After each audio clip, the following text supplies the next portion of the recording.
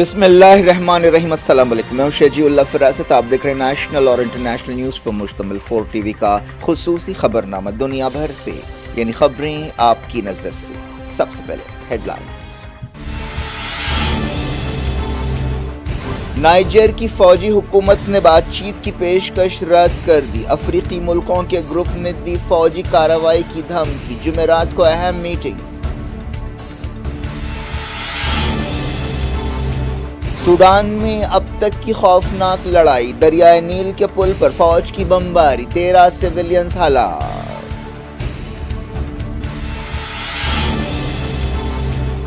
Russia نے زاپوریزھیا nuclear plant کی حفاظت کے لیے چیچن سپاہیوں کو اتار دیا۔ ماسکو کے قریب 2 ڈرونز کو مار گرایا گیا۔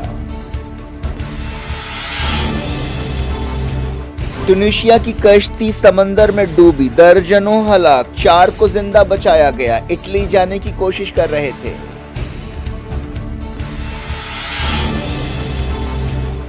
جنگ ہوئی تو لبنان کو پتھر کے دور میں پہنچا دیں گے، اسرائیل نے دی حزب اللہ کو دھمکی۔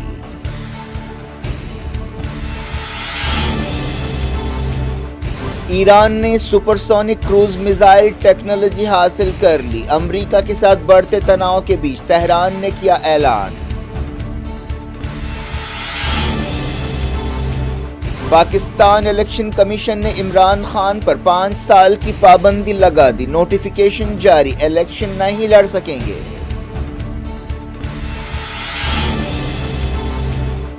نو کانفیڈنس موشن پر تلخ بحث، حکومت منی پور کو بانٹ رہی ہے، راہل گاندھی کا الزام۔ کانگریس لیڈر کے فلائنگ کس پر تنازعہ۔ راہل کے خلاف کارروائی کے لیے این ڈی اے کی خاتون ایم پیز کا مطالبہ۔ اسمرتی ایرانی نے کہا عورتوں کی بے عزتی کی گئی۔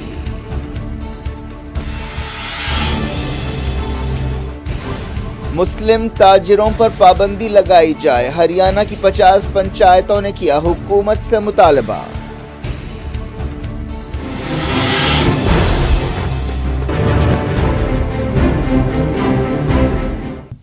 ہیڈ لائنز آپ نے دیکھی، اب خبروں کی تفصیل کی طرف آپ کو لیے چلتے ہیں۔ افریقہ کے ملک ٹونیشیا سے روانہ ہونے والی ایک کشتی سمندر میں ڈوب گئی ہے، جس سے درجنوں لوگ ہلاک ہو گئے ہیں۔ اس حادثے میں 4 لوگ زندہ بچے جو اٹلی پہنچے۔ ان لوگوں نے بتایا کہ اس حادثے میں 41 لوگ ہلاک ہوئے ہیں۔ افریقہ اور بعض دوسرے ملکوں سے یورپ پہنچنے کی ایسی کوششوں میں ایسے کئی حادثات پیش آ رہے ہیں جس سے سینکڑوں لوگوں کی جان جا رہی ہے۔ نیوز ایجنسیوں نے بتایا کہ آبنائے سسلی میں ریمونا نامی جہاز نے ان 4 لوگوں کو بچایا۔ انہیں اٹلی کے کوسٹ گارڈز کے حوالے کر دیا گیا، بعد میں انہیں اٹلی کے ایک جزیرے میں لے جایا گیا۔ یہ کشتی منگل کی صبح ٹونیشیا سے روانہ ہوئی تھی اور کچھ گھنٹوں بعد ہی ڈوب گئی۔ نائجر کی نئی فوجی حکومت نے افریقی ملکوں کے بلاک کی طرف سے بات چیت کی پیشکش رد کر دی ہے۔ ان ملکوں نے نائجر کے خلاف فوجی کارروائی کی دھمکی دی ہے۔ نائجر میں حال ہی میں صدر محمد بازوم کے خلاف فوجی بغاوت ہوئی تھی، جس کے بعد فرانس، امریکہ اور دوسرے مغربی ملکوں میں ہلچل مچی ہوئی ہے۔ افریقی ملکوں نے نائجر کو ایک جوائنٹ مشن بھیجنے کا منصوبہ بنایا تھا۔ ویسٹ افریقہ کے ملکوں کی تنظیم بھی افریقن یونین اور یونائیٹڈ نیشنز کے ساتھ تعاون کر رہی ہے تاکہ فوجی حکمران پر جمہوری صدر محمد بازوم کو بحال کرنے کے لیے دباؤ ڈالا جا سکے، لیکن نئے لیڈر نے اس دورے کی اجازت نہیں دی۔ صرف یہی نہیں بلکہ انہوں نے نائجر کی ہوائی سرحدیں بھی بند کر دی ہیں۔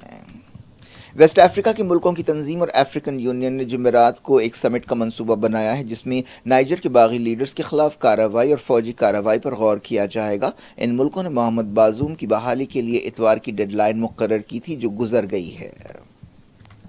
امریکہ کی deputy secretary of state Victoria Nuland نے نائجر کے دارالحکومت کے دورے کی کوشش کی، لیکن انہیں باغی لیڈر عبدالرحمان شیانی یا محمد بازوم سے ملاقات کی اجازت نہیں دی گئی۔ بغاوت کے بعد محمد بازوم حراست میں ہیں۔ انہوں نے نائجر کے نئے لیڈرز کو رشیا کی مدد حاصل کرنے کے خلاف خبردار کیا اور اشارہ دیا کہ اگر بازوم کو بحال نہیں کیا گیا تو امریکہ فوجی کارروائی کرے گا۔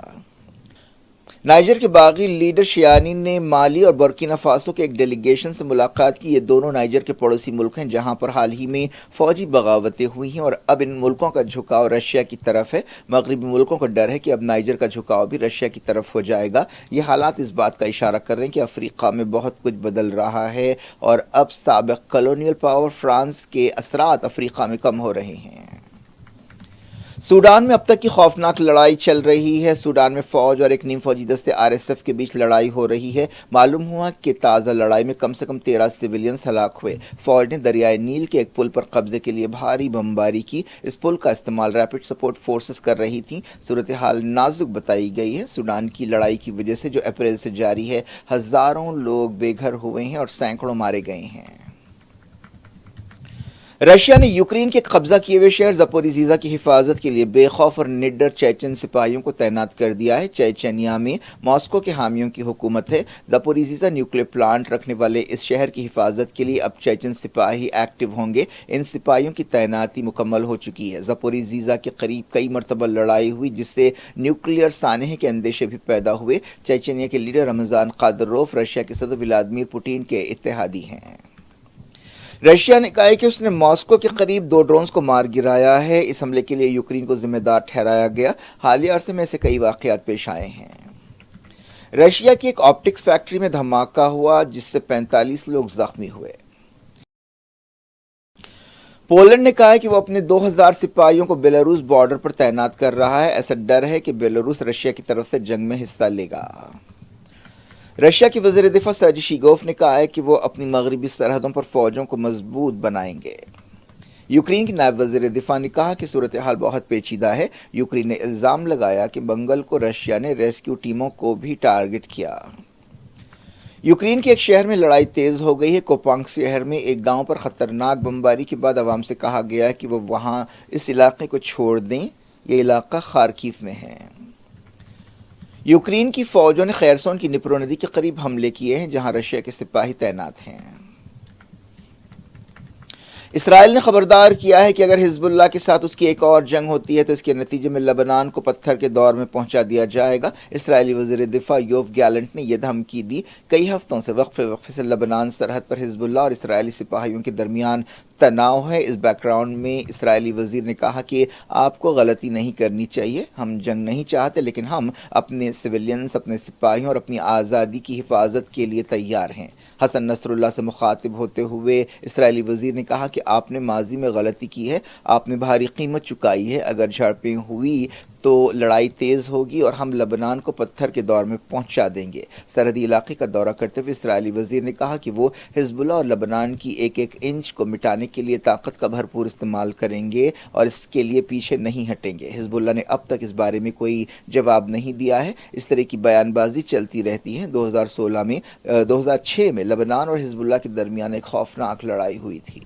یمن کے حوثی عہدیداروں نے کنفرم کیا ہے کہ ایک ہفتے میں اس کے 2 ملٹری کمانڈرز کی موت ہوئی ہے۔ یہ کمانڈرز ماریب صوبے میں ہلاک ہوئے۔ بعض خبروں میں کہا گیا ہے کہ وہ دھماکے میں ہلاک ہوئے۔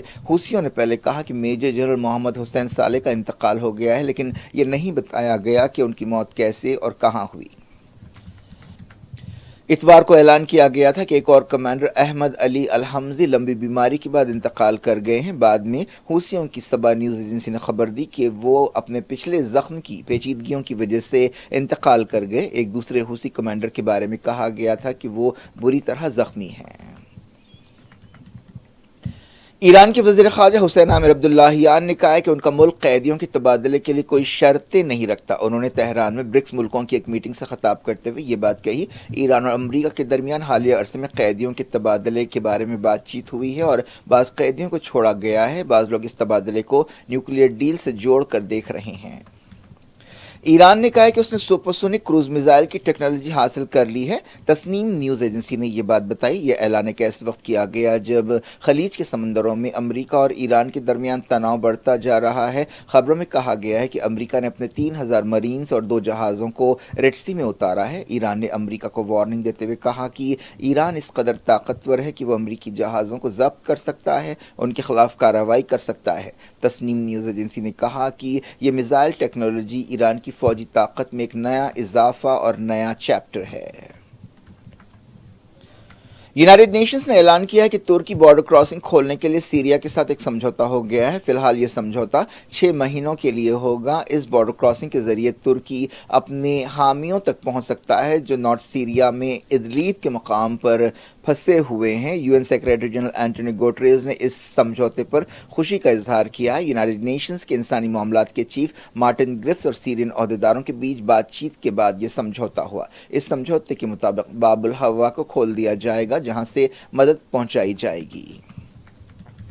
पाकिस्तान के इलेक्शन कमीशन ने साबिक वजीर आजम इमरान खान पर 5 साल की पाबंदी लगा दी है और उन्हें इलेक्शन लड़ने से नाअहल करार दिया है। हाल ही में इमरान खान को तोशाखाना करप्शन केस में मुजरिम करार देते हुए 3 साल जेल की सजा सुनाई गई और उन्हें जेल भेज दिया गया। इलेक्शन कमीशन ऑफ पाकिस्तान ने इस सिलसिले में एक नोटिफिकेशन जारी कर दिया।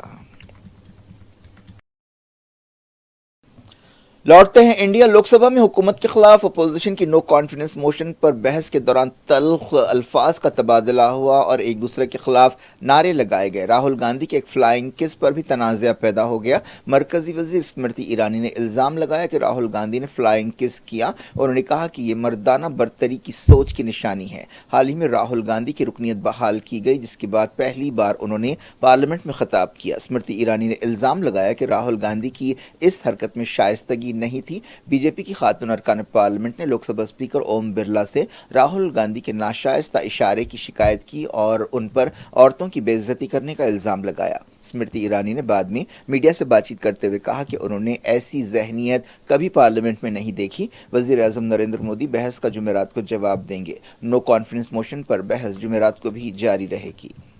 वज़ीर दाखिला अमित शाह ने अपोजिशन पर तनकीद करते हुए लोकसभा में कहा कि वज़ीर आज़म मोदी की हुकूमत को मुकम्मल एतमाद हासिल है। उन्होंने कहा कि नो कॉन्फिडेंस मोशन अवाम को गुमराह करने के लिए लाई गई है। अमित शाह ने दावा किया कि वज़ीर आज़म मोदी आज़ादी के बाद सबसे मकबूल लीडर हैं। उन्होंने कहा कि मोदी ने करप्शन और ख़ानदानी सियासत को तहस नहस कर दिया है। मानसून सेशन 20 जुलाई को शुरू हुआ था और वो 11 अगस्त को ख़त्म होने वाला है। ये सेशन मणिपुर गड़बड़ की वजह से बुरी तरह मुतासर रहा, लेकिन गड़बड़ के बावजूद बाज़ बिल्स मंजूर किए गए और बाज़ नए बिल्स पेश किए गए। अमित शाह ने कहा कि करप्शन यूपीए की गुत्थी में है। अमित शाह ने राहुल गांधी पर तंज करते हुए कहा कि किसी का सियासी करियर 13 बार लॉन्च किया गया और 13 बार वो खो गया। अमित शाह ने कहा कि न अवाम ने और न इस ऐवान ने हुकूमत पर भरोसा खोया है।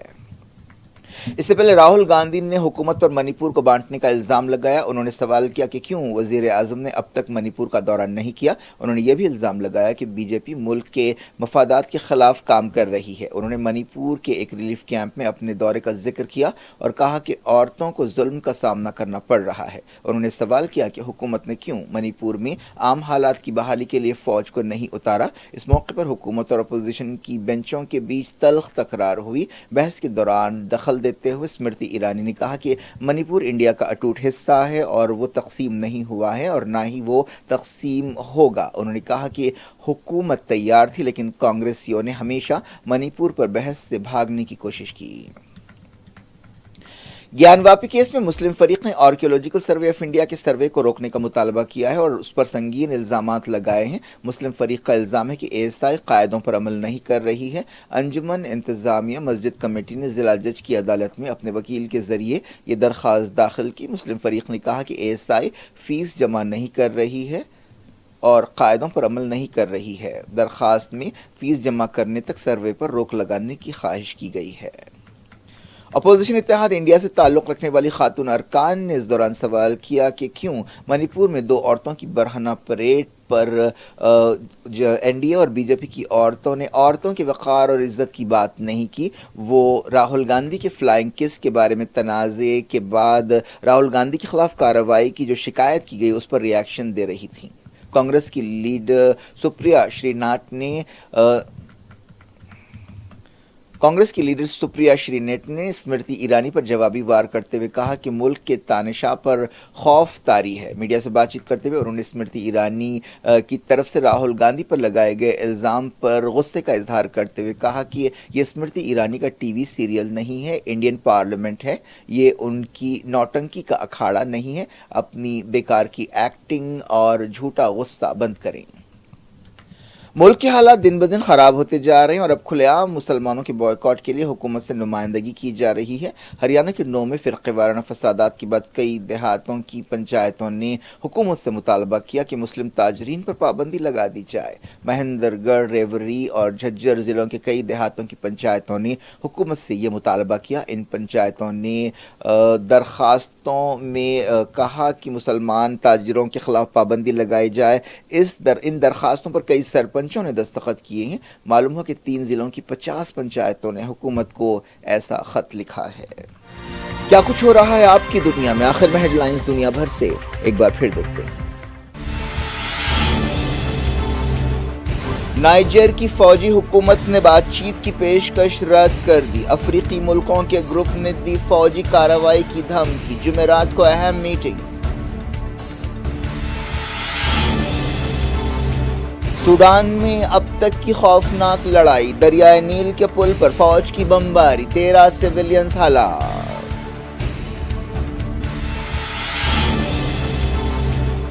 رشیا نے زاپوریزھیا نیوکلیئر پلانٹ کی حفاظت کے لیے چیچن سپاہیوں کو اتار دیا۔ ماسکو کے قریب 2 ڈرونز کو مار گرایا گیا۔ ٹونیشیا کی کشتی سمندر میں ڈوبی، درجنوں ہلاک، 4 کو زندہ بچایا گیا۔ اٹلی جانے کی کوشش کر رہے تھے۔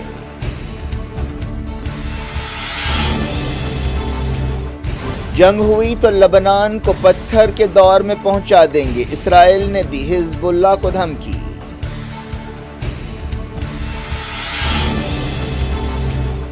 ایران نے supersonic cruise missile technology حاصل کر لی۔ امریکہ کے ساتھ بڑھتے تناؤ کے بیچ تہران نے کیا اعلان۔ پاکستان الیکشن کمیشن نے عمران خان پر 5 سال کی پابندی لگا دی۔ نوٹیفیکیشن جاری، الیکشن نہیں لڑ سکیں گے۔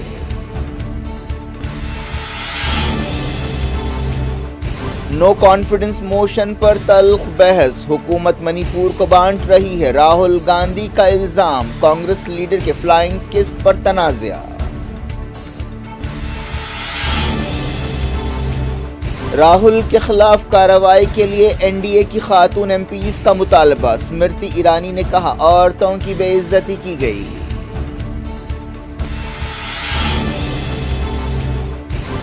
مسلم تاجروں پر پابندی لگائی جائے، ہریانہ کی 50 پنچایتوں نے کیا حکومت سے مطالبہ۔